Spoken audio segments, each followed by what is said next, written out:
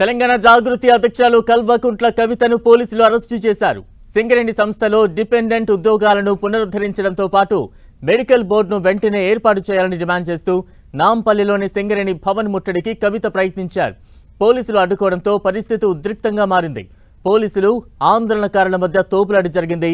కవితతో పాటు పలువురు నేతలను పోలీసులు అరెస్టు చేశారు. అనంతరం వారిని నాంపల్లి పోలీస్ స్టేషన్ కు తరలించారు. ప్రస్తుతం దానికి సంబంధించిన దృశ్యాలు మనం చూస్తూ ఉన్నాం. కవిత ఆందోళన చేస్తున్న దృశ్యాలు, మరోవైపు కవితను అరెస్ట్ చేస్తున్న దృశ్యాలు కూడా ప్రస్తుతం స్క్రీన్ మీద చూస్తున్నాం. జై తెలంగాణ! జై